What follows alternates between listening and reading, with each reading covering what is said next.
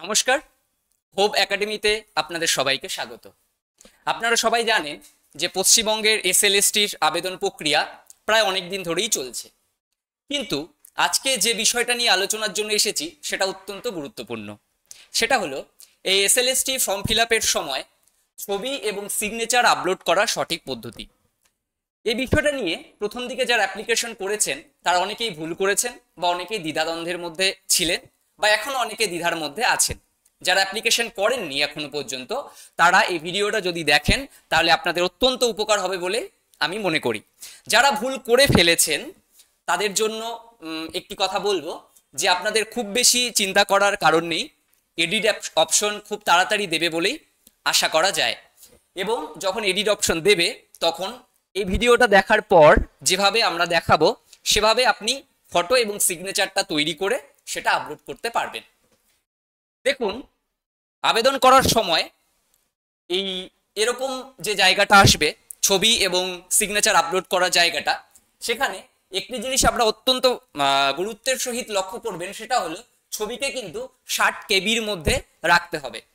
এবং আরেকটি গুরুত্বপূর্ণ বিষয় সেটা হলো ছবির ব্যাকগ্রাউন্ড অবশ্যই হোয়াইট রাখতে হবে, ডিপ কোনো কালার ছবির ব্যাকগ্রাউন্ডে রাখবেন না।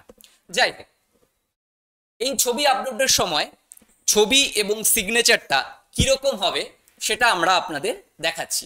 দেখুন, ঠিক পাসপোর্ট সাইজ ছবি, তার ঠিক নিচে সিগনেচারটা যেভাবে দেখতে পাচ্ছেন ঠিক সেভাবেই আপনাদের ছবির ফ্রেমটাকে করতে হবে। কিভাবে করবেন? সোজাভাবে যদি করতে চান তাহলে দেখুন, আপনারা একটি A4 সাইজ সাদা A4 সাইজ পৃষ্ঠা নেবেন, তার উপরে আপনার A4 সাইজ ছবিটাকে রাখবেন। যেখানে ছবিটা শেষ হলো তার ঠিক নিচে পৃষ্ঠার মধ্যে সিগনেচার করবেন। তারপর পুরো ছবি এবং সিগনেচারটাকে ছবি তুলবেন।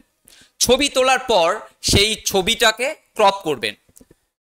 আপনার পাসপোর্ট সাইজ ছবি এবং সিগনেচার সহ পুরো ফ্রেমটাকে ক্রপ করবেন। ক্রপ করার পর সেই ছবিটাকে 60 কেবির মধ্যে নিয়ে আসবেন। তারপর সেটাকে আপলোড করবেন, দেখবেন খুব স্মুথভাবে আপলোড হয়ে যাবে। যদি এবার আপনারা এই কাজটিকে অ্যাপের মাধ্যমে খুব সুন্দরভাবে করতে চান সেটাও করতে পারেন, তাহলে বিষয়টা আরো ভালো হবে। কিভাবে অ্যাপের মাধ্যমে করবেন আমি দেখিয়ে দিচ্ছি। আপনারা আপনাদের মোবাইলের যে কোনো অ্যাপের মাধ্যমে বিষয়টি করতে পারেন।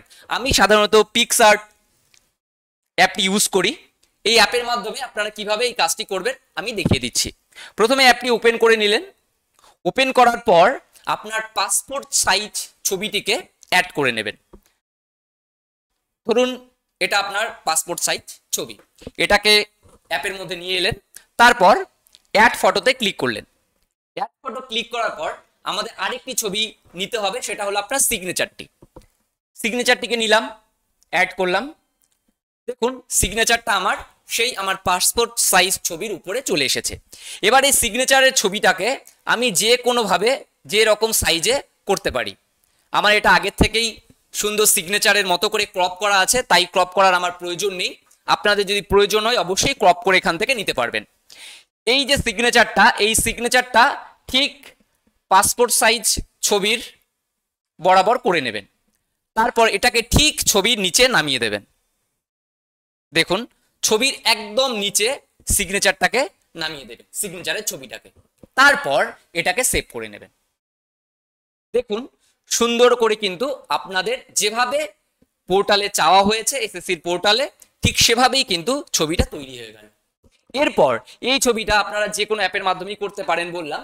এবার করার পর হয়তো হতে পারে ছবিটা 200 কেবি বা 300 কেবি এরকম বড় আকারের হলো, সেটাকে আপনারা 60 কেবির মধ্যে যে কোনো অ্যাপ থেকেই করতে পারেন। 60 কেবি করার পর এটাকে আপনারা আপলোড করবেন, দেখবেন খুব সুন্দরভাবে আপলোড হয়ে যাবে। ধন্যবাদ। আজকে এ পর্যন্তই। অন্য কোনো আপডেট নিয়ে আবারও কখনো দেখা হবে।